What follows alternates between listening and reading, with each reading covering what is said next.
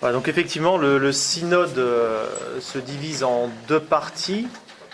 Il y a une première partie qui a eu lieu en 2014 et il va y avoir une deuxième partie qui aura lieu en 2015. Je ne vais pas tout de suite attaquer le synode parce qu'il faut bien comprendre que le synode n'est que l'aboutissement d'un processus qui a commencé dans l'Église catholique il y a à peu près 60 ans, au Concile Vatican II. En même temps, le synode est une conséquence et il s'inscrit dans un contexte mondialiste, où dans toutes les capitales, dans tous les pays, on impose le mariage homosexuel. Le divorce, j'en parle même pas, c'est déjà fait. La contraception se déverse partout, avec de l'argent public à tous les étages. Et maintenant, on attaque l'homosexualité. Le synode est en même temps à mettre au bout de ce processus historique et en même temps à mettre dans ce contexte mondial. Donc je vais revenir au Concile Vatican II, rapidement, parce qu'il y en a pour lesquels ça ne dit rien, le Concile Vatican II. L'Église catholique est fondée par le Christ avec pour but de donner la foi, de transmettre la foi, pour que les gens puissent sauver leur âme. Donc le but n'est que ça, c'est permettre aux personnes d'aller au ciel. Or, que va faire le Concile ? On va détourner l'Église de sa vocation. Les choses ne vont pas être faites en fonction de Dieu, ça ne va pas être Dieu le référent. Pourquoi est-ce qu'on est sur terre ? Pour aller au ciel, donc pour aller atteindre notre fin qui est Dieu. Et donc l'Église, la fin de l'Église, c'est de donner Dieu aux hommes. Au Concile, on va tourner le référentiel. C'est plus Dieu qui est le centre des choses, c'est l'homme. Alors, je ne vais pas faire un cours sur le Concile Vatican II. Donc, le Concile Vatican II, c'est une réunion de l'ensemble des évêques du monde. Le Concile, c'est une réunion de l'ensemble des évêques du monde qui discutent de la doctrine, de la pastorale. Je vais passer rapidement sur le Concile, mais je vais vous lire simplement un passage du discours de clôture fait par le pape Paul VI, donc qui a ratissé, on va dire, 90% du Concile, et qui va vous donner simplement ce qui a été réalisé au Concile. L'humanisme laïque et profane, enfin, est apparu dans sa terrible stature, et a en un certain sens défié le Concile. La religion du Dieu qui s'est fait homme s'est rencontrée avec la religion, car c'en est une, de l'homme qui se fait Dieu. Donc le pape Paul VI est très clairvoyant. En 1960, on a deux systèmes qui s'affrontent. La religion de Dieu, la religion de l'homme. Qu'est-il arrivé ? Continue Paul VI. Un choc, une lutte, un anathème ? Cela pouvait arriver, mais cela n'a pas eu lieu. La vieille histoire du bon samaritain était le modèle et la règle de la spiritualité du Concile. Une sympathie sans borne pour les hommes l'a envahi tout entier. La découverte des besoins humains a absorbé l'attention de notre synode. Comprenez bien, la religion de l'homme a rencontré la religion de Dieu. Mais il n'y a pas eu d'affrontement parce que la religion de Dieu a disparu. Jean Madiran, qui était un témoin privilégié de l'époque, raconte « Pendant le concile, un moine bénédictin rentrant d'Indochine me donnait après quelques jours seulement à Rome son impression et son intuition. On est passé du théocentrisme, donc c'est-à-dire Dieu au centre de toute chose, à un anthropocentrisme, l'homme au centre de toute chose. Cela s'appelle, n'est-ce pas, une révolution copernicienne. » Et ce moine bénédictin parlait de ce qui se passait à Rome. L'homme désormais au centre n'est même pas l'homme désormais au centre n'est même pas l'homme de la loi naturelle. On est en 1960 quand ce moine bénédictin parle. L'homme que le Concile met au centre n'est même pas un homme de la loi naturelle. La loi naturelle, c'est même quand on parle du mariage, un homme, une femme. On n'en est même plus là, dès 1960. Ce bénédictin voit loin. C'est au contraire celui de la primauté de l'action sur la contemplation. Ce sont les calculs démocratiques prenant le pas sur la révélation divine. Le pastoral devenu plus précieux que le dogmatique. Retenez bien ça, le pastoral devenu plus précieux que le dogmatique. C'est exactement ce qui se passe au synode. Je vous l'expliquerai plus tard. Le sociologique l'emportant sur le religieux. Le monde comptant davantage que le ciel. Telle est la crise de l'Église. Pour illustrer l'anthropocentrisme qu'on constate dans l'Église, et qui explique tout ce qu'on peut voir aujourd'hui, j'ai pris le cas d'un cardinal très sympathique. Moi, il m'est très sympathique, ce cardinal, c'est cardinal Ouellette. C'est un Canadien, conservateur, il est bien habillé, il a une belle calotte, il est sympa, il a un beau sourire. Et il a écrit un bouquin qui s'appelle « Actualité et avenir du Concile œcuménique », qui est paru en 2012. Quand on lit ce bouquin, on se dit qu'effectivement c'est un conservateur qui l'a écrit, parce que on a l'impression qu'il parle avec nos mots. Quand vous lisez, il y a les notions de péché mortel, il y a la notion de sacrement, de réconciliation, il parle de la confession, il parle... voilà, c'est un vocabulaire assez traditionnel. Et il aborde dans son livre, dès 2012, le problème de l'accès à l'Eucharistie pour les divorcés remariés. Alors, posons bien le problème. L'accès à la communion des divorcés remariés n'est pas une discrimination, comme on l'entend aujourd'hui dans l'Église. On nous dit, il faut arrêter d'être méchant vis-à-vis des divorcés remariés parce qu'on les discrimine, ils n'ont pas accès à la communion, ce n'est pas une pastorale de la miséricorde. Là, vous voyez, c'est une notion anthropocentrique. On met l'homme au centre. Le problème, est-ce que si les divorcés mariés sont méchants, gentils? C'est pas le souci. Le souci, c'est Dieu. Dieu crée, il met un ordre dans sa création. Si l'homme y contrevient, il se trouve en état d'inimitié avec Dieu. Ça ne veut pas dire qu'il est méchant, ça veut dire qu'il est en état d'inimitié avec Dieu. C'est-à-dire qu'il ne respecte pas l'ordre mis par le Créateur. Et donc, ce n'est pas l'Église qui rejette ces personnes-là, c'est ces personnes-là qui se détournent de l'Église. Et donc ce brave cardinal, il nous explique qu'effectivement, les divorcés remariés n'ont pas accès au sacrement et que c'est normal. Et jusque-là, tout va bien. Et donc il dit que effectivement, leur vie pose un problème. Il dit même, on ne peut s'avancer en état de péché mortel et recevoir le corps du Christ. C'est dit très clairement. Mais plus tard,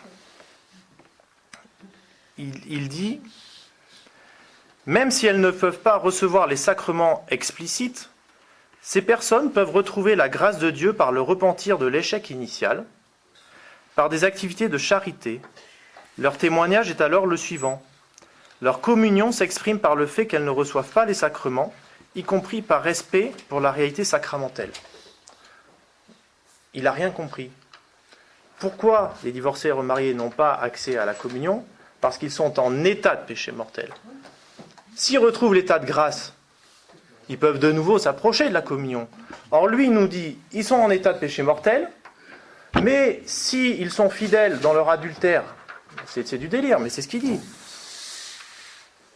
S'ils sont fidèles dans leur adultère, alors ils retrouvent un certain témoignage de fidélité, donc ils retrouvent l'amitié de Dieu, mais ils ne peuvent quand même pas s'approcher de la communion.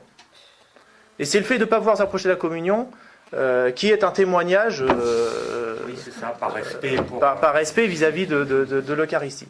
On est dans de l'incohérence totale. Et là, on est sur un des cardinaux, aujourd'hui, les plus conservateurs de la curie. Voilà, ça vous donne l'idée de ce que va être la suite. Bon. Et puis, vous voyez, il y a une incohérence totale dans les propos, mais ce qui est grave, c'est qu'en plus, il y a une négation de la doctrine.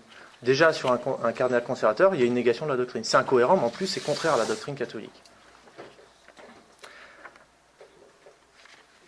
Donc, en février 2014, a eu lieu le consistoire sur la famille.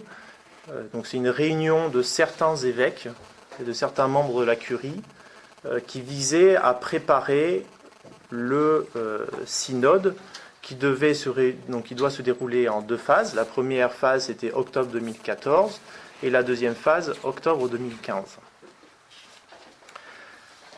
Le synode est ouvert par le cardinal Casper. Alors il faut bien situer qui est le cardinal Casper. Le cardinal Casper est un cardinal allemand qui avait été chargé sous Jean-Paul II de tout ce qui concernait l'œcuménisme et le dialogue interreligieux. C'est quelqu'un qui a écrit qu'il ne croyait pas en la présence réelle. Donc c'est-à-dire qu'il ne croyait pas que le Christ était réellement présent dans l'Eucharistie. Ce type-là a été plus ou moins écarté par Benoît XVI, qui l'a mis dans un placard doré au Vatican, parce que malgré tout, il ne s'entendait pas trop. Le pape François arrive et, de suite, met à l'honneur le cardinal Casper, de façon très habile. Il ne va pas le nommer à un poste prestigieux, non. Lors des Angélus publics à Rome, plusieurs fois, il va apparaître au balcon avec un livre écrit par le cardinal Casper qui s'appelle, je crois, La Pastorale de la Miséricorde, et à plusieurs reprises va mettre en avant publiquement le cardinal Casper et va en faire des éloges publics, en disant que c'est un excellent théologien, que son livre, c'est son livre de chevet, qu'ils sont très amis, très d'accord, que c'est très bien, qu'il recommande à tout le monde ce bouquin. Et, lors du consistoire sur la famille, c'est le cardinal Casper qui prononce le discours d'ouverture. Et là, on a le programme, pour 2 ans. Le cardinal Casper sait qu'il a une frange, malgré tout conservatrice en face de lui, qui ne veut pas d'une évolution sur ce point-là. Voilà le passage de son discours. L'Église des débuts nous fournit une indication qui peut aider à sortir de ce dilemme.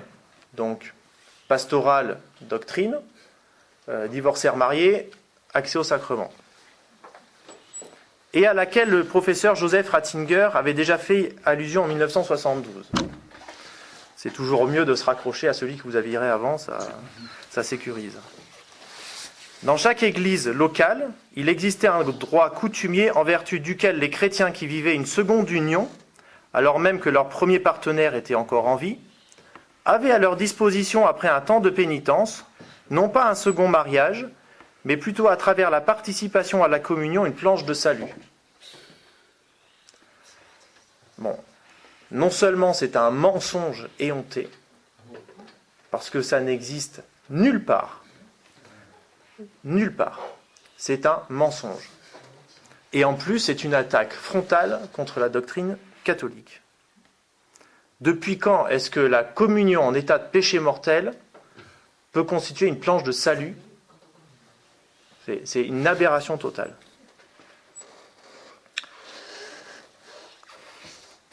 Casper sait qu'il ment. Donc il va falloir trouver une argumentation un peu plus solide. Sur quoi il va s'appuyer? Sur le Concile Vatican II. Et avec raison. Parce que là, pour le coup, si vous voulez, autant il commet un mensonge dans un premier temps, autant l'argument qu'il donne en deuxième, vous allez voir, est vrai. Dans une mauvaise logique, mais il donne une logique qui, pour le coup, est cohérente avec elle-même. Nous nous trouvons aujourd'hui dans une situation semblable à celle du dernier concile. Déjà à ce moment-là, il y avait par exemple, à propos de la question de l'œcuménisme ou de celle de la liberté religieuse, des encycliques et des décisions du Saint-Office qui paraissaient exclure d'autres voies. Le Concile, sans violer la tradition dogmatique contraignante, a ouvert des portes. On peut se demander s'il n'y a pas également, pour la question dont nous parlons, la possibilité d'un nouveau développement. Et qu'est-ce qu'il va prendre comme exemple? Il va prendre comme exemple le fait de considérer que l'homme puisse se sauver dans une fausse religion. La doctrine de l'Église, c'est l'homme se sauve uniquement par l'Église catholique. Éventuellement, il peut accéder au salut s'il n'est pas catholique, mais c'est malgré sa fausse religion. C'est toujours par l'Église catholique et malgré sa fausse religion. Or, le Concile, que dit le Concile Vatican II? Il dit qu'on va considérer qu'il y a des parts de salut dans l'ensemble des religions. On est exactement dans la même logique avec le cardinal Casper.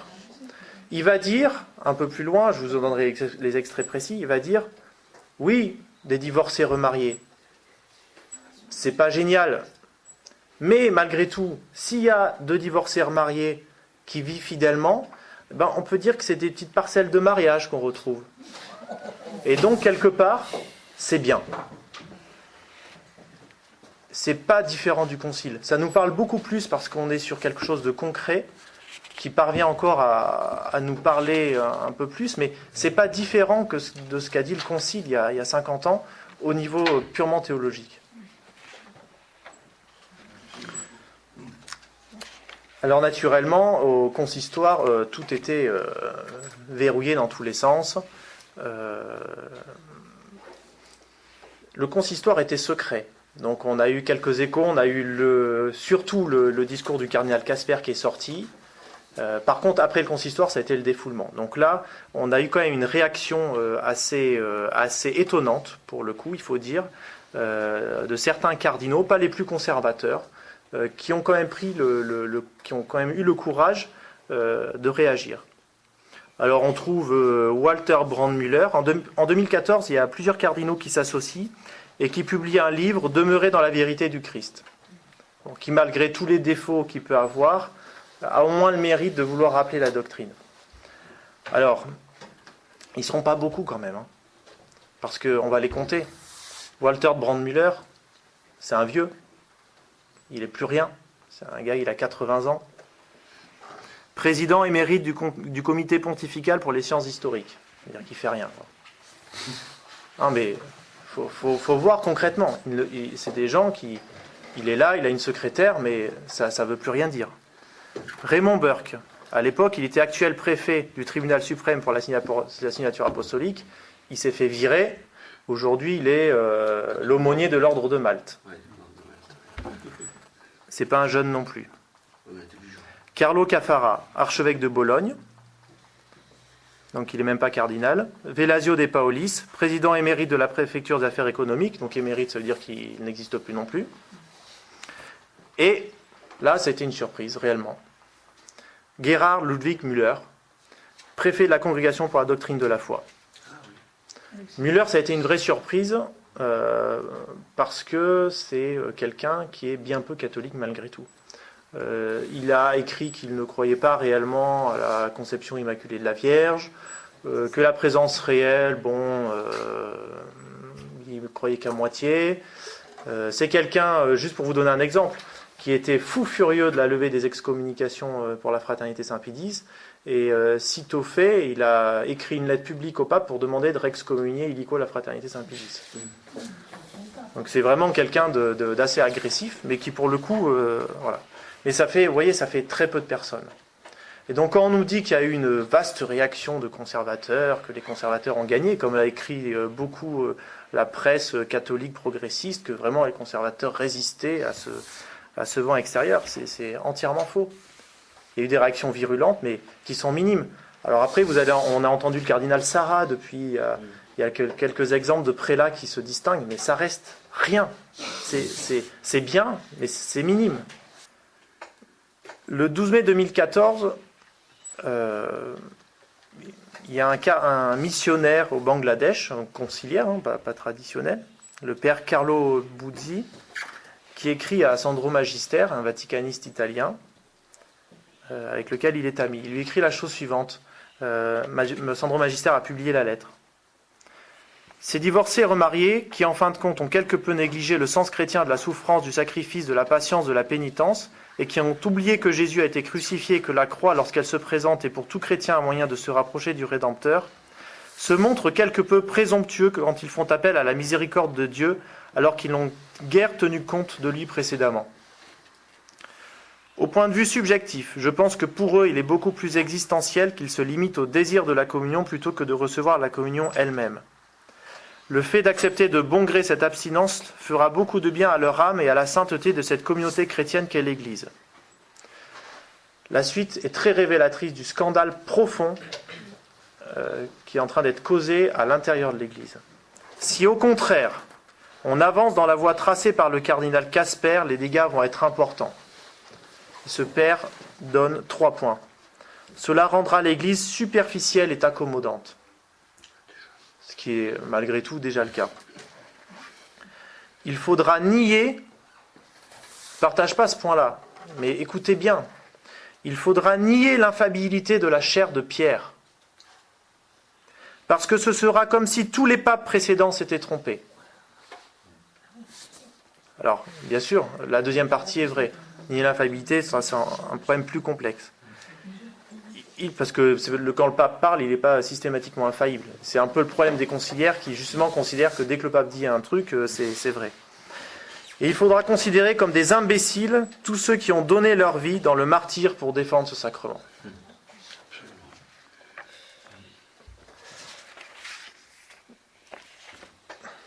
Donc vous voyez, on a ce consistoire qui est déjà une première attaque, et puis on a un contexte.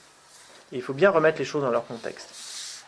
Là, je vais vous parler de mémoire, parce que je n'ai pas mes notes exactes, mais on a plusieurs réunions organisées par le pape François de façon personnelle.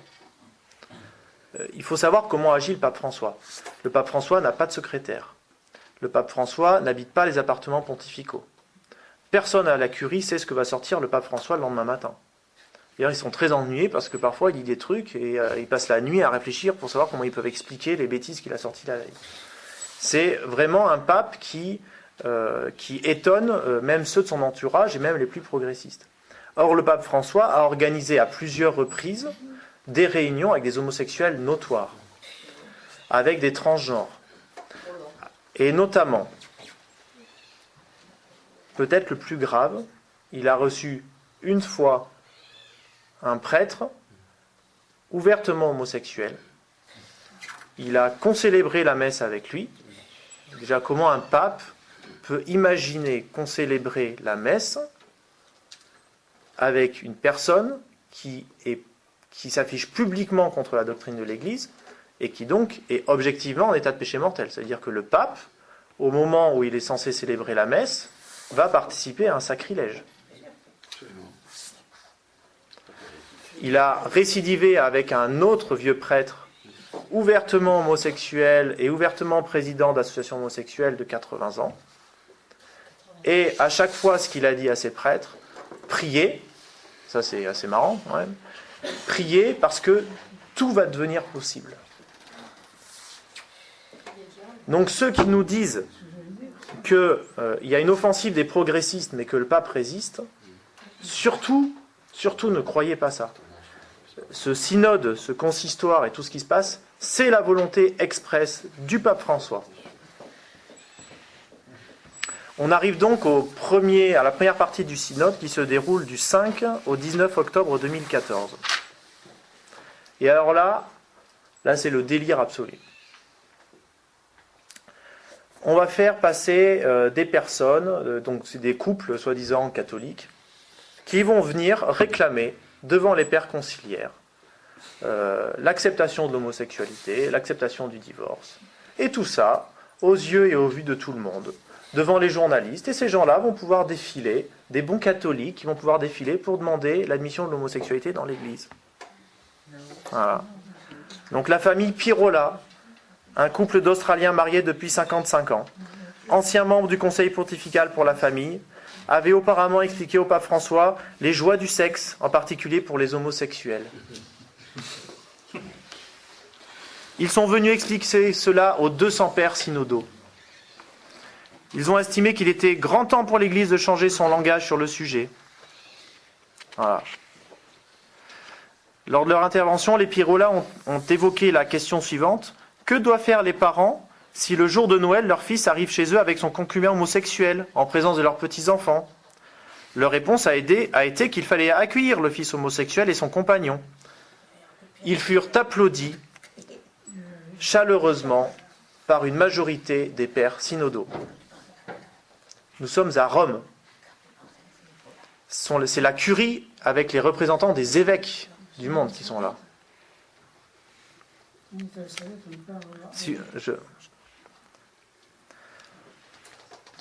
Alors il y a eu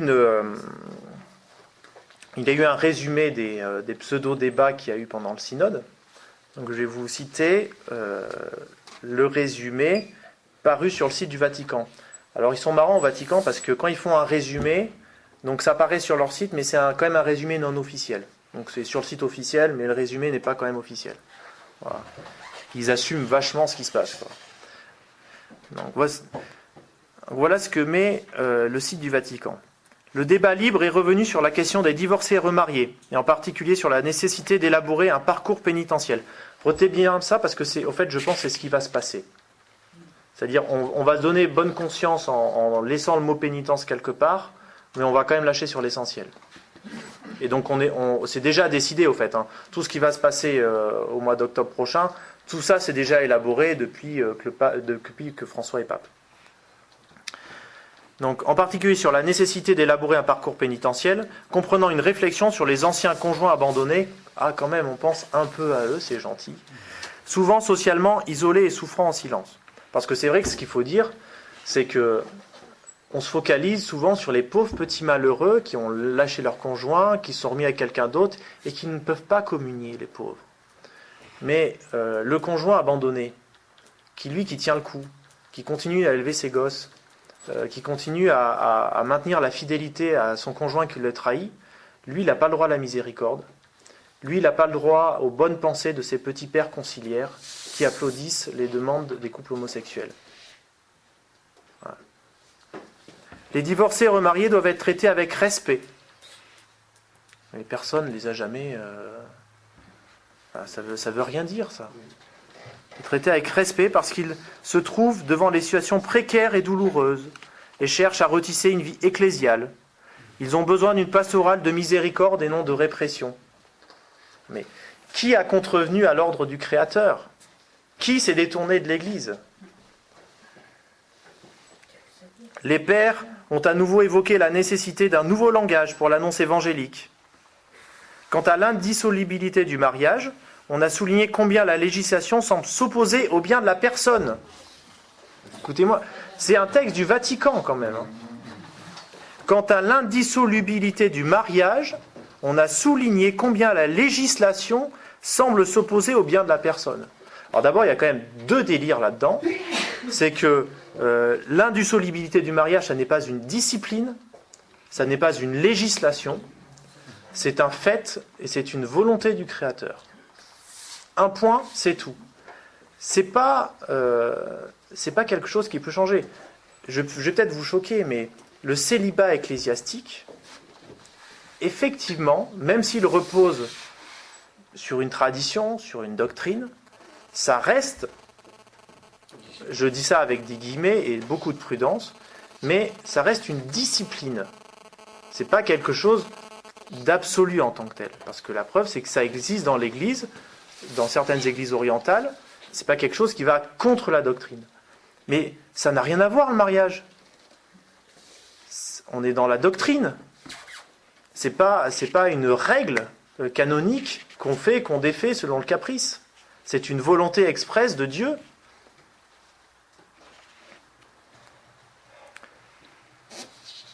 La vérité du lien et la stabilité conjugale étant inscrites dans la personne, il faut lui éviter de lui opposer la loi et percevoir comment aider la personne à ne pas trahir sa propre vérité. Voilà. J'ai regardé ce résumé publié par le Vatican. Le mot de péché n'apparaît qu'une seule fois. Et le paragraphe dans lequel il apparaît, c'est simplement pour demander de ne plus en parler. Je vais vous le lire. Il convient ici d'éviter les formules du type « état permanent de péché » et s'expliquer que la non-admission à la communion n'élimine pas automatiquement la grâce du Christ.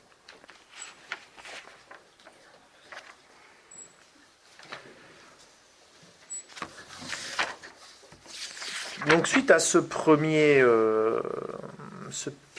rapport qui était la quatrième session du premier synode, on a eu le droit, à mi-parcours, à ce qu'on a appelé le texte Relatio Post Disputationem. Alors ça aussi, c'est vraiment c'est à garder dans les archives, parce que c'est hallucinant. Donc ça, c'est le travail de synthèse de la première partie du synode. Alors, le texte était tellement scandaleux que tous les médias catholiques conservateurs ont dit non, mais ça c'est pas vrai, ce texte c'est quand même publié sur le site du Vatican, mais c'est pas du tout, ça n'a rien à voir avec ce qui a été dit pendant le synode, c'est un miroir déformant, a même dit Famille chrétienne, c'est de la désinformation. C'est grave d'accuser le Vatican de désinformation quand même. Donc, et alors ce qui est marrant, c'est que il y a l'évêque qui est le secrétaire général du synode s'appelle Monseigneur Bruno Forte, qui est un progressiste à tout craint. Et ce qu'on a su ensuite sur ce texte, c'est que, je vais vous lire 3 paragraphes qui sont les plus scandaleux, et qui ont été remis en cause publiquement par certains cardinaux. Sauf que ce qu'on a su ensuite, c'est que ces 3 paragraphes avaient été rédigés par Monseigneur Bruno Forte sur des notes directes que lui avait transmis le pape. Donc c'est en 2 parties. Premièrement, les personnes homosexuelles. Deuxièmement, et les divorcés remariés. Alors, les homosexuels. Alors on a tout un blabla. Les personnes homosexuelles ont des dons et des qualités à offrir à la communauté chrétienne. Pas les autres, peut-être. Pourquoi on parle de ça? Qui a dit le contraire? Bien sûr tout le monde a des dons, même les pires. Sommes-nous en mesure d'accueillir ces personnes en leur garantissant un espace de fraternité dans nos communautés? Souvent, elles souhaitent rencontrer une église qui soit une maison accueillante. Nos communautés peuvent-elles l'être en acceptant et en évaluant leur orientation sexuelle, sans compromettre la doctrine catholique sur la famille et le mariage?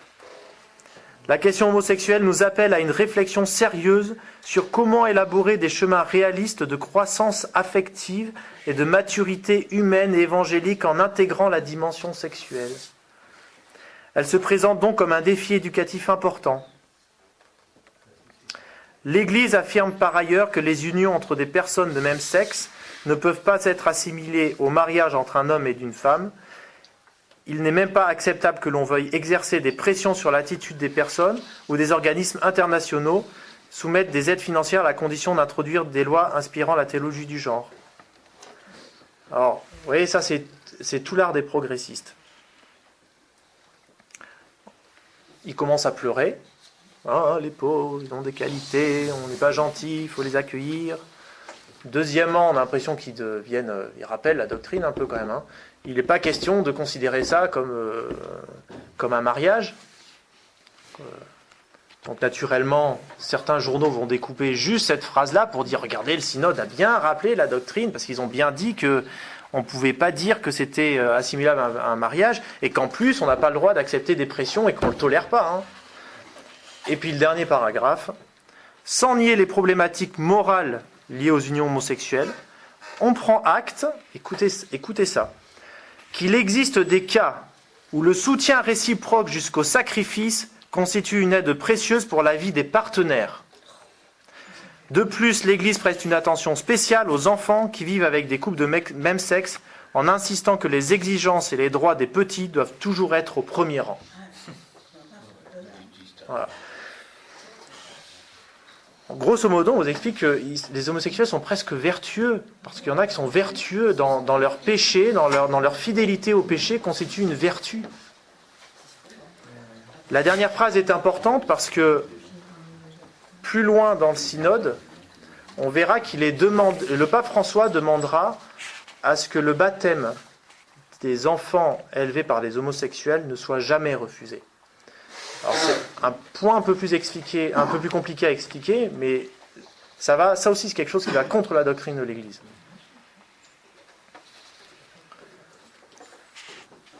Alors ce nouveau texte du synode a levé une énième levée de pseudo-boucliers conservateurs,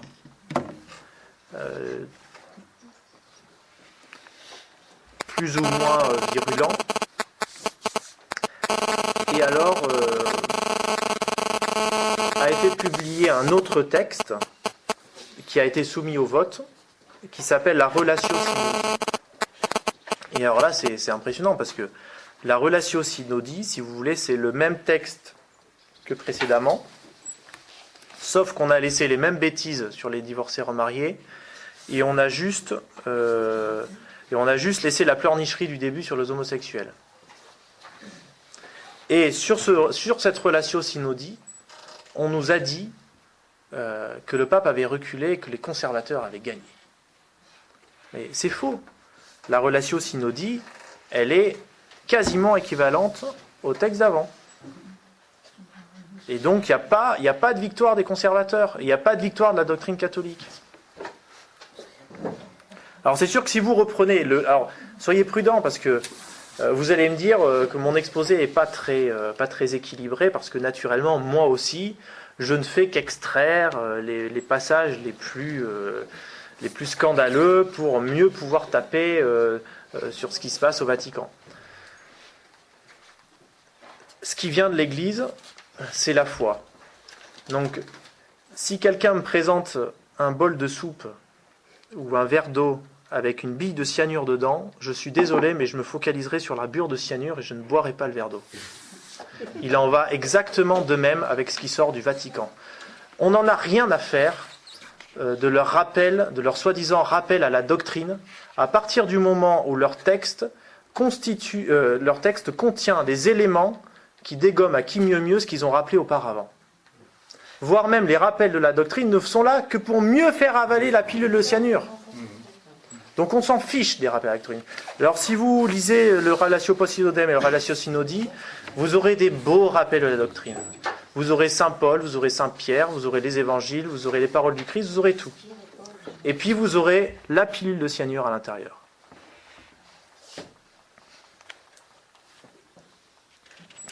Donc ce qu'il faut savoir, c'est que la relatio synodie conserve les passages sur les divorcés remariés, allège le scandale sur la partie homosexuelle,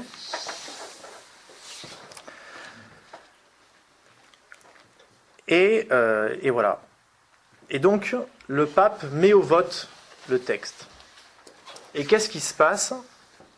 Donc, pour qu'un texte soit adopté, pour qu'un paragraphe soit adopté, il faut les 2/3 des votes. Or, ces 3 paragraphes sont rejetés. Au début, la seule chose qu'on sait, c'est qu'ils sont rejetés. Donc, victoire des conservateurs. On se dit, les conservateurs ont repris la main, ils ont rejeté les paragraphes les plus scandaleux. Le pape a perdu la manche, il ne va pas pouvoir réformer l'Église, patati patata. Mais quand on obtient le décompte des voix, c'est pas tout à fait pareil. Parce qu'au décompte des voix, on s'aperçoit qu'effectivement, les paragraphes rejetés n'ont pas obtenu 66% des voix, mais qu'ils en ont obtenu pour l'un 61%, pour l'autre 63,5% et pour l'autre 64%. Ça veut dire qu'aux 2/3 des voix, les cardinaux ont voté la modification de la doctrine de l'Église sur le mariage. Donc ça veut dire qu'aux 2/3, le synode a rejeté la doctrine sur le mariage. C'est ça la réalité. Elle n'est pas autre.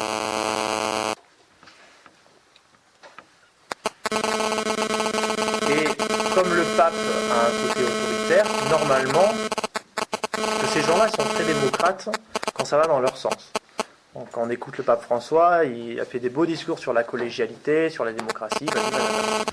Donc, logiquement, le synode, qui est, comme il l'a dit, un instrument de la collégialité, refusant à 1 ou 2 voix près ces paragraphes, ces textes n'auraient pas dû paraître dans la publication finale. Or, malgré ça, ça a été publié par le pape François sur ordre personnel du pape, avec, pour mieux montrer qu'il avait obtenu la majorité, c'est le pape qui a demandé que soit indiqué dans la publication du Vatican le décompte des voix, pour bien montrer aux conservateurs qu'il a la majorité. Et il fera passer ses réformes.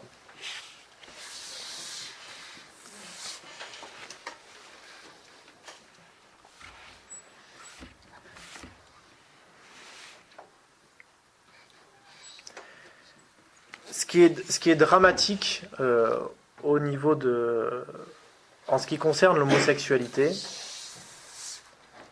même si j'ai retenu qu'il ne faut pas utiliser ce mot. Ce qui est dramatique, surtout de la part de ceux qui se disent de l'Église.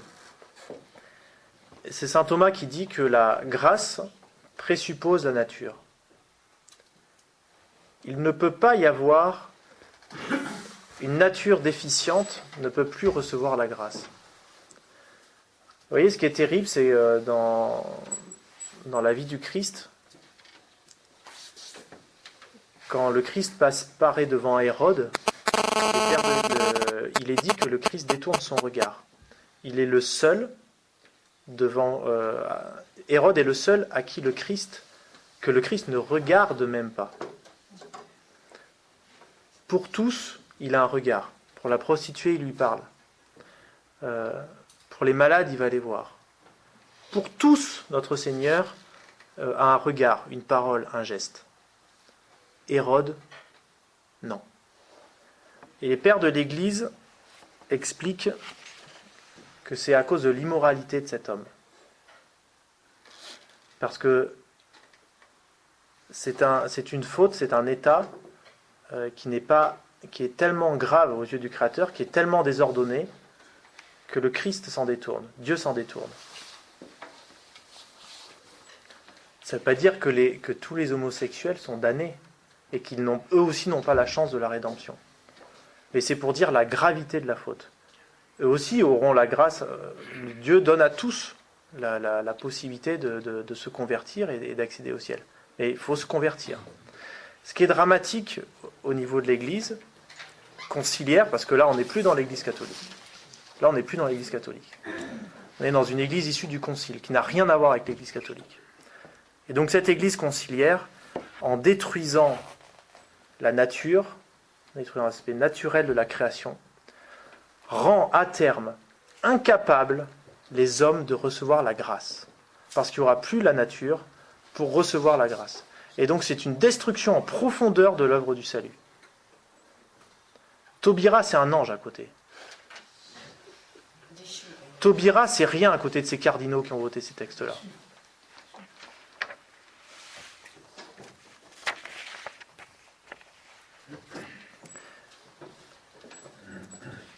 Par rapport à Christiane Taubira d'ailleurs, pour vous montrer, pour bien resituer dans le contexte général, puisque ça s'est passé en France,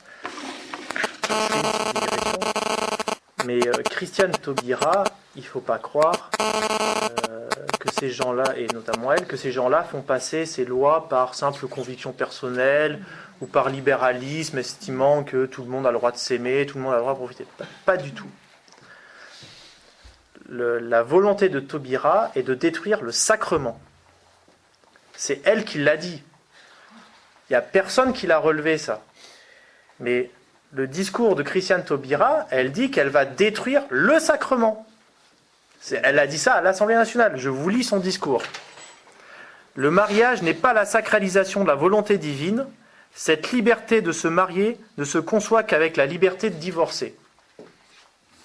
Quand vous mariez, songez déjà au divorce.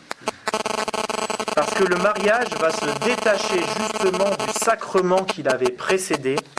Le mariage pourra représenter les valeurs républicaines. C'est elle qui dit. Le mariage va se détacher du sacrement. Parce que ce mariage va se détacher du sacrement, va se détacher aussi d'un ordre social qui est fondé sur une conception patriarcale de la société. La loi Taubira, ce n'est pas une loi libérale. C'est une loi libérale, mais dans le sens où elle est profondément et d'abord antichrétienne. C'est pas un avancement social fait par des gens qui ne sont pas conscients de ce qu'ils font. Après, à la fin des questions.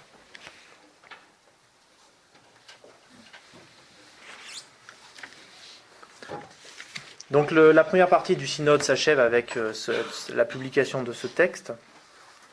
Et là, malgré les cris d'orfraie des conservateurs, les progressistes et les associations LGBT se réjouissent. Et là, on a toute une salve de gens qui ne cachent pas leur victoire. Le démon se dit très clairement heureux de ce qui se passe. Alors j'en ai noté, il y a toute une liste, alors je vais vous en lire quelques-uns. Alors, il y aura 3 ou 4 pages. Alors Joshua McElwee, correspondant du Vatican pour le National Catholic Reporter. Il écrit « À la lecture de ce document du synode, je ne sais pas quoi dire, il annonce une toute nouvelle église, un ton nouveau, une toute nouvelle posture, sensationnelle. » Le jésuite James Martin, connu pour estimer que les LGBT ne doivent pas être considérés comme scandaleux ou pécheurs, écrit qu'un changement révolutionnaire se perçoit. Il ajoute « C'est quelque chose qui, il y a encore quelques années, aurait été impensable. Une déclaration de louange pure et simple de la contribution des gays et lesbiennes, sans avertissement ni aucune mention du péché. Nulle part dans ce document n'apparaissent des termes tels que intrinsèquement désordonnés, objectivement désordonnés. » Ce qui est terrible, c'est que les meilleures analyses de ce texte étaient faites par les associations LGBT. J'ai pas entendu un seul cardinal, même dit conservateur ou même dit opposé au synode, qui ait fait des analyses aussi lucides sur les termes employés que l'ont fait certains présidents ou responsables d'associations LGBT. Le journaliste vaticaniste John Tavis souligne « Le document reflète certes clairement la volonté du pape François d'adopter une approche pastorale plus clémente sur les questions du mariage et de la famille. Il est l'objet de révision par les évêques cette semaine et dans sa formule finale, il sera utilisé dans le cadre d'une réflexion de l'Église menant à la deuxième session en octobre 2015. » Donc on voit bien, on est dans un mouvement qui est voulu par le pape et a priori, il n'y a pas grand-chose qui l'arrête.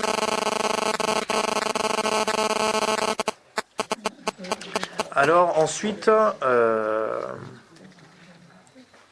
sitôt la première partie du synode terminée, chacun fourbit ses armes. Donc on a le cardinal Sarah qui, notamment surtout lui, le cardinal Burke, on entend bien un petit peu, mais beaucoup moins en fait.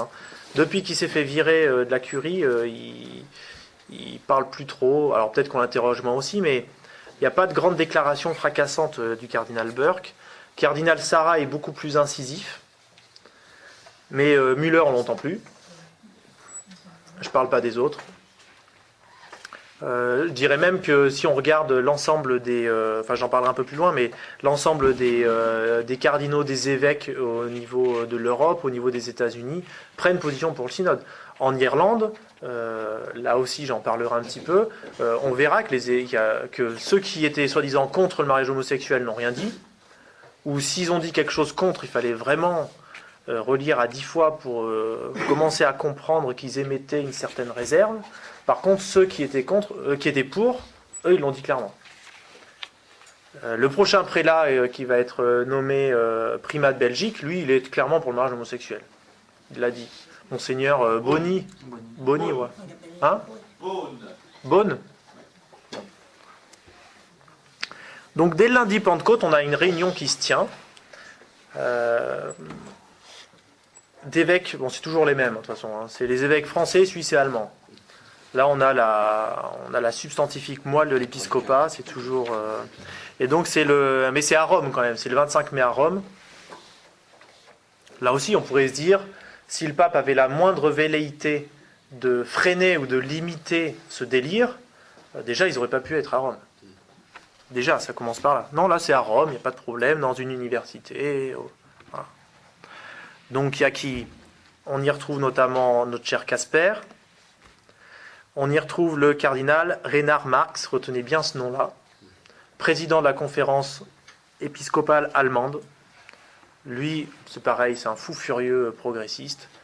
Je vous lirai quelques-unes de ses déclarations, il n'y a plus rien de catholique, ce gars-là. Et président de la commission des évêques au Parlement européen. Voilà, en plus. Alors au début, c'était secret, cette réunion. Et c'était secret, mais il y avait quand même quelques journalistes qui étaient invités. Et alors, on en a su un peu plus. Alors, écoutez, parce que quand même, faut s'accrocher. À la force de dire des trucs, on va s'accrocher, on s'accroche plus. Et alors, ça a été révélé par le journal La Repubblica. Donc, il raconte comment s'est passée cette réunion. Donc, il faut voir, Marx, c'est pas tout jeune. Marx, il a 70 balais. Casper, il en a 85. C'est pas des jeunes gardons, quand même. Alors... le rapport de la Repubblica. Un prêtre qui est également enseignant parle dès le début de caresses, de baisers, de coït, au sens de vivre ensemble. Voilà. Il parle de ce qui accompagne les lumières et les ombres, non conscientes des pulsions et du désir. Un de ses collègues affirme pour sa part l'importance de la stimulation sexuelle constitue la base d'une relation durable. Là, on est dans une réunion de cardinaux. On est dans une réunion de cardinaux dans une université à Rome. Non mais écoutez, la privation de sexualité peut être comparée à la faim, à la soif. La question qui la caractérise est « Est-ce que tu as envie de faire l'amour ?» Mais cela ne signifie pas désirer l'autre si l'autre ne veut pas. La question devrait être « Est-ce que tu me désires ?» Voilà, alors comment le désir sexuel de l'autre peut s'associer à l'amour? Moi, je suis désolé, hein, je porte peut-être un jugement de valeur.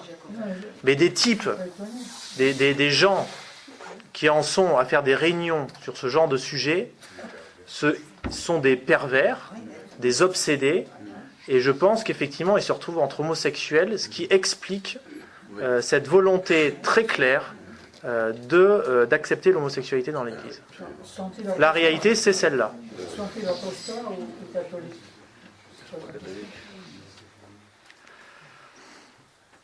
Alors là, encore une fois, il y en a qui disent ah, mais ça c'est les pires, encore une fois. On va prendre le pape François. Il a été on ne peut plus clair, le pape François. Le 6 juillet 2015, c'est il n'y a pas longtemps, hein, à Guayaquil, en Équateur. Il faisait un voyage pastoral là-bas. Et donc, il est revenu au cours de son homélie sur le synode sur la famille. Et donc, voilà ce qu'il dit. Peu avant le début de l'année jubilaire de la miséricorde, l'Église... Alors, je fais une petite digression. Le fait que ce soit cette année-là qui est un soi-disant jubilé de la miséricorde ne tient pour rien du hasard. Parce que la miséricorde, c'est gentil, ça va permettre à tout le monde de pardonner, de tout accepter. Donc il est bien évident, et je vais être très clair sur le sujet, qu'il est hors de question pour un catholique de s'associer ni de près ni de loin à un tel jubilé qui n'a pour but que de détruire la vraie notion de la miséricorde, mais qui plus est la famille. Ceux qui appellent à s'unir à un tel jubilé se font les complices de la destruction de l'Église et de la famille. Donc voilà ce que dit le pape. Peu avant le début de l'année jubilaire de la miséricorde, l'Église célébrera le synode ordinaire consacré aux familles pour faire mûrir un vrai discernement spirituel. Parce que c'est vrai que jusqu'à présent, je veux dire, au bout de 2000 ans, on n'a pas été au top, quoi. Et trouver des solutions concrètes aux nombreuses difficultés et aux importants défis que la famille doit affronter de nos jours. Je vous invite à intensifier votre prière à cette intention, écoutez bien, pour que même ce qui nous semble encore impur nous scandalise ou nous effraie, Dieu, en le faisant passer par son heure, puisse se transformer en miracle. Ça, c'est le pape François. Voilà. Donc, on continue.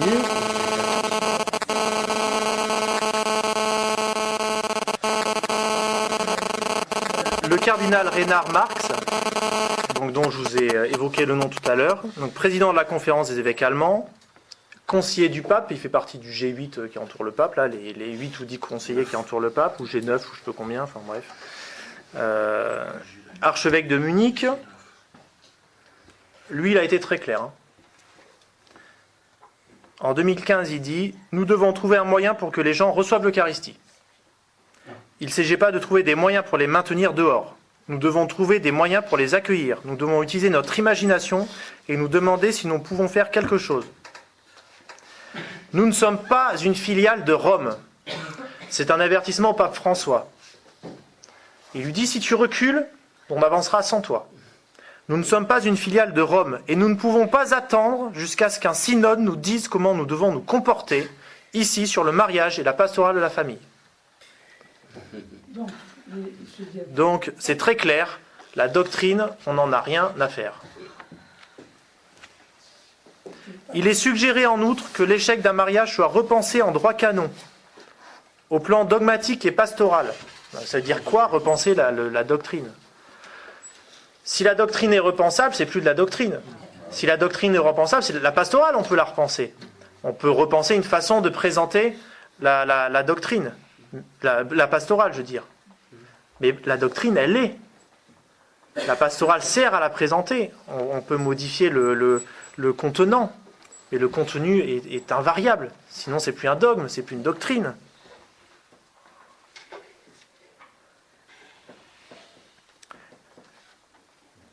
De développer de nouvelles formes de liturgie dans lesquelles la douleur de la séparation et les lamentations sur les blessures ou humiliations, mais aussi l'espoir d'un nouveau départ soient articulés devant Dieu.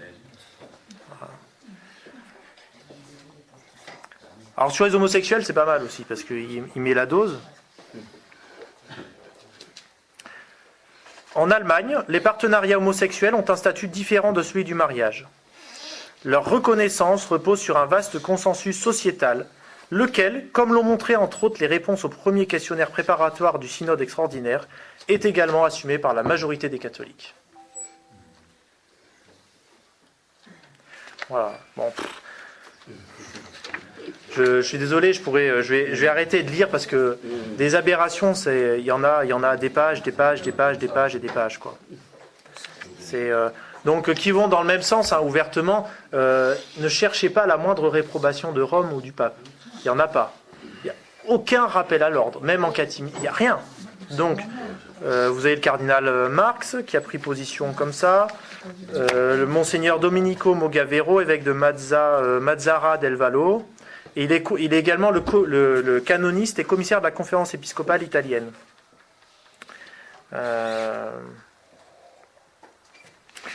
Il y a monseigneur Charles Morero, ça c'est intéressant ça.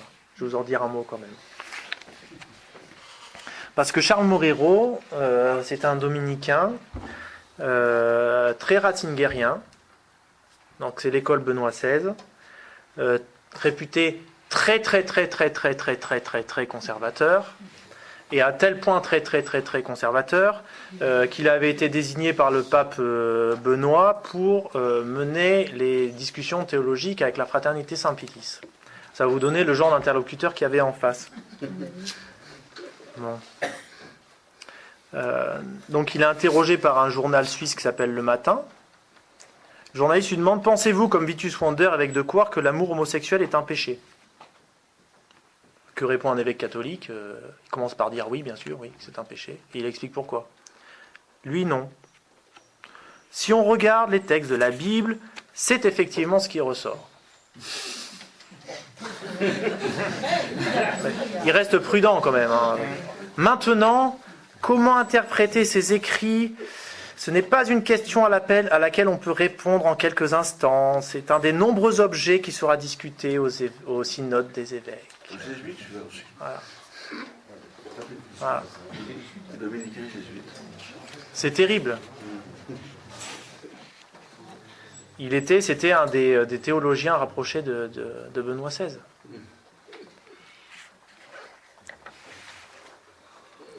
Il faut savoir que Monseigneur Charles Morero également, il faut savoir qu'en début 2014, il y avait eu une pétition en Suisse qui avait été lancée pour tenter de déclencher une votation dont l'objectif était de cesser le remboursement de l'avortement par les instituts d'assurance suisses. Alors, les argumentaires, j'avais été voir à l'époque sur le site de ce mouvement, les argumentaires n'étaient pas les meilleurs, parce que on expliquait qu'effectivement on était contre le remboursement, parce que l'avortement étant une affaire personnelle, mais que chacun se débrouille avec ses affaires personnelles, et qu'il n'était pas normal que ce soit la collectivité qui paye pour les caprices de quelques-uns. L'argument, c'était ça. Alors, l'argument n'est certes pas terrible, mais enfin quand même, si on peut éviter quelques meurtres d'enfants à naître en déremboursant l'avortement et donc en dissuadant quelques femmes ou quelques jeunes filles d'avorter, c'est quand même pas si mal. Et on peut l'expliquer comme ça en faisant les distinctions nécessaires. Non, les évêques suisses, non. eux, ils ont dit non, faut pas signer cette pétition, il faut pas demander une loi parce que les arguments qu'oppose cette pétition ne sont pas suffisamment stricts. C'est trop ambigu pour nous. Voilà. Donc grâce aux évêques suisses, la votation n'a pas eu lieu. Donc l'avortement est toujours remboursé par la sécurité sociale suisse. Voilà.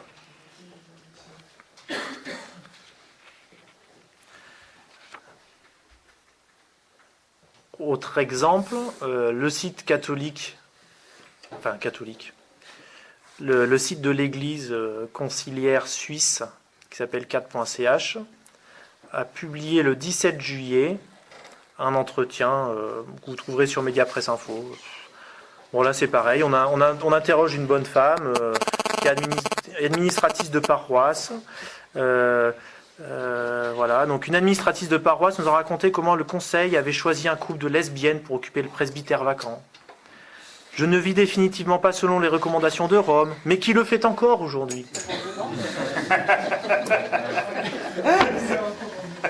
Non mais c'est le site quand même, c'est le site catholique, enfin des évêques catholiques suisses. Hein.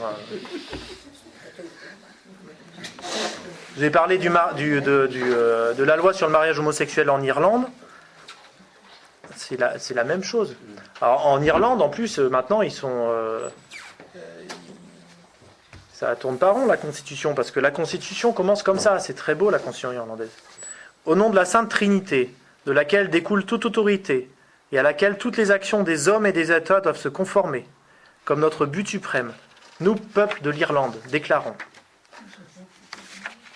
C'est ça la Constitution irlandaise. Reconnaissant humblement toutes nos obligations envers notre Seigneur Jésus-Christ qui a soutenu nos pères pendant des siècles d'épreuves. Se souvenant avec gratitude de leur lutte héroïque et implacable pour rétablir l'indépendance à laquelle notre nation avait droit.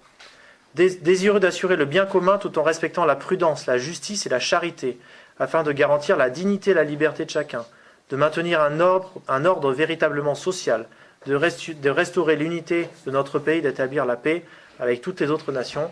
Et bien maintenant, en dessous de ces phrases-là, il y aura marqué « Le peuple irlandais reconnaît comme mariage les unions des homosexuels ». Donc on a une constitution qui met Dieu au-dessus de tout et une loi qui détruit son ordre. Dans un pays majoritairement catholique, le peuple irlandais a voté à 62,10% pour la dénaturation du mariage. 2 évêques, et pas des moindres, ont appelé à voter pour cette loi. Monseigneur Martin, archevêque de Dublin, donc la capitale, et un autre, l'évêque de Derry. Vous pouvez aller voir sur le site internet, j'ai été sur le site internet de la conférence épiscopale irlandaise, vous n'avez pas un texte contre le mariage homosexuel. Il n'y en a pas un. La seule chose qui a été publiée, ce sont des homélies qui, comme je vous le disais, sont tellement diluées, vaporisées, parce qu'il ne faut surtout pas choquer, qu'au fait on ne sait même plus s'ils sont pour, s'ils sont contre. C'est tellement noyé dans le respect et la gentillesse que... Voilà. Et on arrive au texte Instrumentum Laboris, qui a été publié il y a quelques semaines, et qui est le texte préparatoire de la deuxième partie du synode qui doit se dérouler au mois d'octobre 2015. Et alors là, c'est pareil, rebelote. Donc on a, je ne sais pas combien de pages, 20 pages sur le rappel de la doctrine, la tradition, gna gna gna gna. Et il faut aller chercher la pilule de cyanure. Alors là, quand même, ils ont été un peu plus malins. Ils ont été un peu plus malins, un peu plus pourris. Et la pilule de cyanure est elle-même enrobée d'une légère couche de chocolat. Donc je vous lis la première partie. Le premier paragraphe qui pose problème, c'est le paragraphe numéro 42. Le témoignage de couples qui vivent dans le mariage chrétien en plénitude met en lumière la valeur de cette union indissoluble et suscite le désir d'entreprendre des chemins plus hauts au niveau de fidélité conjugale. L'indissolubilité représente la réponse de l'homme, écoutez ça, Donc vous avez une première phrase qui semble, parce qu'il y aura encore à redire, mais qui semble à peu près tenir la route. Et ensuite, l'indissolubilité représente la réponse de l'homme au désir profond d'amour réciproque et durable. Mais l'indissolubilité du mariage n'est pas la réponse de l'homme à un désir qu'il ressent en fond lui-même. Là, on est en plein anthropocentrisme. On est dans cette révolution conciliaire. L'indissolubilité du mariage, c'est une volonté du Créateur. C'est un fait qui s'impose à nous. Parce que si on prend la logique de ce texte, ça veut dire que si l'homme ne ressent plus le désir profond d'amour réciproque et durable, en plus, apprécier la longueur des mots quand même, amour profond, réciproque et durable. Si l'homme ne ressent plus cet amour profond, réciproque et durable, l'indissolubilité, alors, effectivement, on va aller avec ce qu'ils disent avant, on va essayer d'entreprendre des chemins toujours nouveaux. Voilà. C'est-à-dire que d'un texte, d'une phrase qui peut sembler à peu près cohérente, on a mis le poison.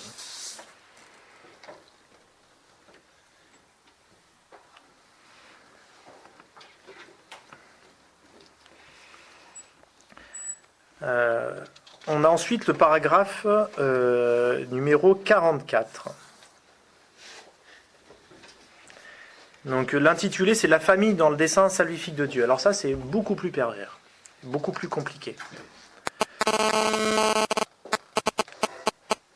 Les paroles de vie éternelle que Jésus a laissées à ses disciples comprenaient l'enseignement sur le mariage et la famille. Cet enseignement de Jésus nous permet de distinguer 3 étapes fondamentales du projet de Dieu sur le mariage et la famille. Au début, il y a la famille des origines, quand Dieu créateur institue le mariage primordial entre Adam et Ève, comme fondement solide de la famille. Non seulement Dieu a créé l'être humain, homme et femme, mais il les a bénis pour qu'ils soient féconds et se multiplient. Pas mal, hein? Eh bien, oui, c'est pas mal. Ben non, ça vaut rien. Ça vaut rien, pourquoi? Parce que oui, il a créé Adam et Ève, hommes et femmes, tout ça c'est très bien. Mais le projet de Dieu sur la famille ne se fait pas en 3 étapes. Le projet de Dieu sur la famille, il est dès le départ. S'il y a une certaine tolérance au niveau de la loi mosaïque, qui va permettre que Dieu, un certain temps, va accorder une tolérance sur la polygamie, c'est en raison de la dureté, ce que dira l'enseignant, de la dureté du cœur des hommes. Mais c'est une tolérance, c'est pas une évolution de projet. Le projet initial de Dieu, il est le même dès le départ. Mais parce que l'homme s'est tellement détourné qu'il faut l'y ramener, il va y avoir une tolérance temporaire. Ce qui n'a rien à voir avec ce qu'affirme le texte du Vatican, qui essaye de nous faire croire que, au départ, il y avait le mariage primitif, on aime le mot d'ailleurs, primitif d'Adam et Ève. Ensuite, il y a le mariage polygame. Ensuite, il y a le mariage monogame. Et là, après tout, peut-être qu'on pourrait changer de projet de Dieu sur nous, quoi, et qu'on va inventer un nouveau truc.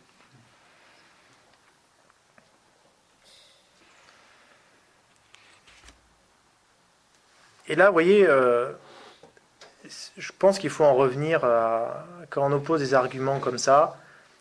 Je vous expose les raisonnements déviants du Vatican, mais même si on n'est pas capable de les comprendre, on peut lire Saint Paul. Saint Paul, il n'y a pas d'ambiguïté avec Saint Paul. Vous pouvez lire chapitre 19 de Saint Paul, de versets 3 à 9. Des pharisiens l'abordèrent pour le mettre à l'épreuve et dire : est-il permis à l'homme de répudier sa femme pour quelque motif que ce soit ? N'avez-vous pas, le Christ répond, n'avez-vous pas lu que celui qui les créa à commencement les fit hommes et femmes, et qu'il dit à cause de cela, l'homme quittera son père et sa mère et s'attachera à une femme, et les deux deviendront une seule chair ? Ainsi ils ne seront plus deux, mais une seule chair, que l'homme ne sépare donc pas ce que Dieu a uni. Et ils lui répondirent, comme quoi ça a 2000 ans ce débat. Pourquoi donc Moïse a-t-il prescrit de donner un acte de divorce et de la répudier ? Et notre Seigneur répond, c'est à cause de votre dureté de cœur que Moïse vous a permis de répudier vos femmes. Mais au commencement, il n'en fit pas ainsi. Or, je vous dis que celui qui répudie sa femme, si ce n'est pour l'adultère et en épouse une autre, commet un adultère. Notre Seigneur dit pas, ouais, au commencement j'avais un projet, et puis comme vous n'avez pas correspondu, j'ai fait un autre projet, et là je vous propose un troisième projet, et le Vatican arrive et veut dire, maintenant j'ai un quatrième projet. Non. Notre Seigneur, il dit, il y a un projet, et vous êtes tellement mauvais, vous êtes tellement soumis à la bête, que je suis obligé de faire, que j'ai accordé une dérogation temporaire. Ce qui n'a rien à voir avec ce que dit le Vatican. Rien à voir. Je vais avoir donné suffisamment d'exemples dans le synode. Je vais simplement aborder un point, parce que c'est un point qui peut être délicat et qui parfois est il arrive que des prêtres se voient dans l'obligation de refuser le baptême. Par exemple, des personnes qui sont désordonnées, que ce soit des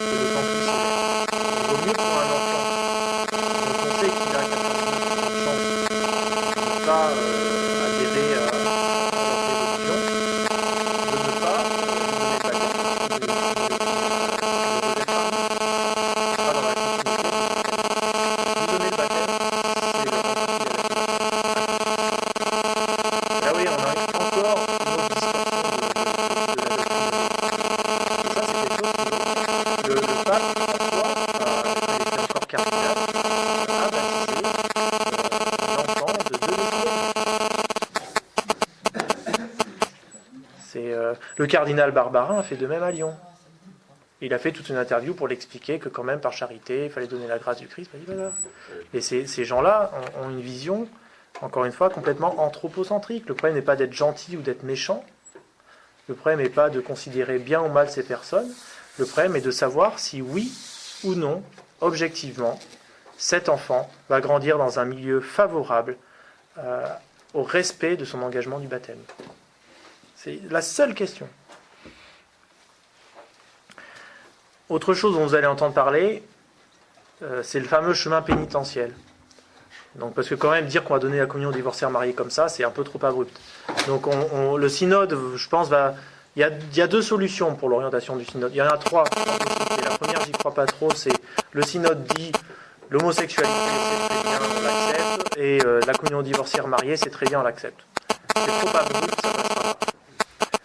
Il y a une deuxième solution qui est de dire on va faire le chemin pénitentiel.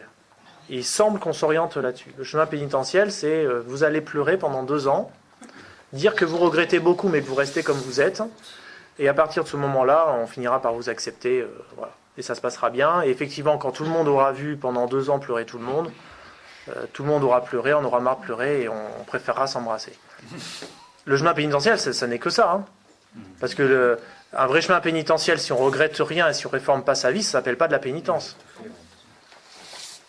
Après, il y a une troisième solution et qui va dépendre de la réaction des conservateurs. Mais à mon avis qui ira de pair avec la deuxième quand même. C'est on va laisser à l'évêque local le choix d'évaluer au cas par cas. C'est-à-dire que Rome, sans se tremper, sans donner de directive, va avaliser une pratique. Et donc, on aura de facto dans les diocèses la communion divorcée mariée. Ça sera la même chose qui s'est passée pour la communion dans la main. Exactement la même chose.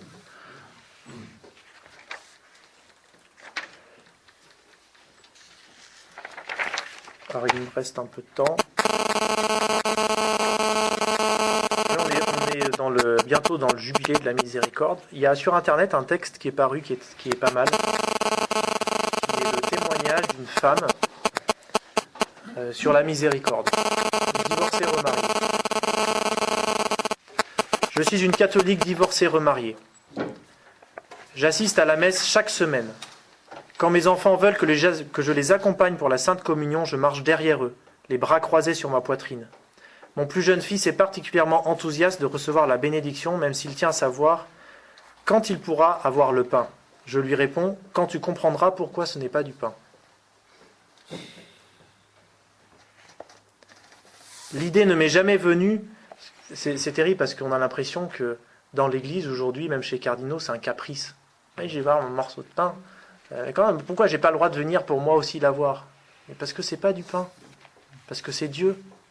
Et vous avez oublié que c'est Dieu. L'idée ne m'est jamais venue de me présenter à la communion, n'ayant jamais cherché à faire annuler mon premier mariage. Ça aussi, c'est quelque chose qui est régulièrement abordé dans le synode. C'est si vraiment on n'arrive pas à faire passer la communion pour les divorcés mariés, on va faire en sorte de pouvoir annuler les mariages. Comme ça, on dira qu'ils sont plus divorcés mariés, mais que le mariage était nul. Je pense qu'ils le font bien, ça. Je sais que je ne suis pas une bonne catholique, et je mène une vie que l'Église considère comme adultère. Pourtant, je reste confiante, puisque j'espère en la miséricorde de Dieu, mais je ne présume pas de cette miséricorde. Mon catéchisme dit que c'est un autre péché grave, comme le serait de recevoir indignement la Sainte Communion. Dans le catéchisme, les gens dans ma situation sont explicitement encouragés à aller à l'église et à communier spirituellement, ce que je fais chaque semaine. Je garde l'espoir qu'un jour je serai en état de grâce et en mesure de recevoir à nouveau la Sainte Communion. J'espère qu'en dépit de mon péché, Dieu me cache néanmoins à l'ombre de ses ailes, que Marie, espérance des pécheurs, a jeté sur moi son manteau de miséricorde. Je suis peut-être une médiocre catholique, mais je suis aussi une catholique croyante. Pourtant, il y a une faction au sein de l'Église qui considère à l'évidence qu'un catholique croyant est désespérément une vieillerie qui doit être éliminée, au même titre que les mantilles et le fait de s'agenouiller pour recevoir la communion. Même avant de me remarier, et j'emploie le terme au sens juridique, puisque je ne veux pas me remarier sacramentellement, je ne communiais toujours pas. Souvent j'étais en état de péché grave, et je ne trouvais pas le temps d'aller me confesser. Donc vous voyez, on peut imaginer que cette femme, en plus, elle n'est même pas à l'origine de son premier divorce, puisqu'elle laisse entendre, comme elle semble avoir une notion assez claire de ce que c'est l'état de péché mortel, elle laisse entendre qu'elle n'est même pas à l'origine de son premier divorce, que donc elle n'était pas en état de péché mortel, mais même si elle l'était souvent. En fait, personne se trouvant en état de péché grave, quel que soit le péché, dans le cas présent l'adultère, est en mesure de recevoir dignement le Christ. Le recevoir indignement, c'est commettre un autre péché. De quelle façon être miséricordieux? Comment aider? Est-ce impossible pour les théologiens libéraux de combiner la ferveur réformiste et la logique? Quand vous autorisez une personne divorcée remariée à recevoir la communion, vous sous-entendez l'une de ces deux choses. Soit qu'avoir une relation sexuelle hors mariage, ce n'est pas de l'adultère, soit que l'on peut tranquillement recevoir l'Eucharistie alors qu'on vit dans un état permanent de péché mortel, un péché que l'on a la ferme intention de commettre à nouveau dès que cela nous arrange. Il est impossible que l'une de ces deux choses puisse être vraie et en même temps que l'enseignement de l'Église soit également vrai. Si le péché n'a pas d'importance, au fond, à quoi bon la crucifixion? Et pourquoi le Christ ne s'en est-il pas tenu à un repas communautaire le jeudi saint, faisant l'impasse sur tout le côté pénible du lendemain matin? Voilà, je vais vous laisser là-dessus parce que je pense que ce qui se passe au synode, c'est rendre inutile, bien sûr le sacrifice de la croix ne sera jamais inutile, mais l'Église conciliaire est en train de détruire à la racine toute l'œuvre de la rédemption et de rendre inutile toute l'œuvre de la rédemption. C'est pas rien. Voilà la réalité sur le synode.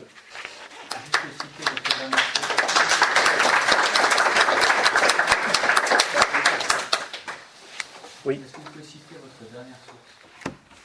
La dernière source, où est-ce que je l'ai? C'est un témoignage qui a été publié sur Aletheia. Oui, il est pas mal, mais quand même, elle est dans le péché et elle ne veut pas en sortir. Oui, oui. Dans quel sens vous l'avez cité? Oui, oui. Elle est. J'imagine qu'au fait, c'est une personne qui est piégée par son état, c'est-à-dire qu'elle a des enfants de sa seconde union. Du coup, elle est divorcée, remariée. Elle a des gamins, donc il faut qu'elle s'en occupe. Je ne connais pas la situation de cette femme, donc c'est vrai que c'est difficile. Voilà, mais là-dessus, c'est vrai qu'il y a une ambiguïté là-dessus. Ça, dans quel sens vous l'avez cité? ouais. Est-ce qu'il y a une autre question?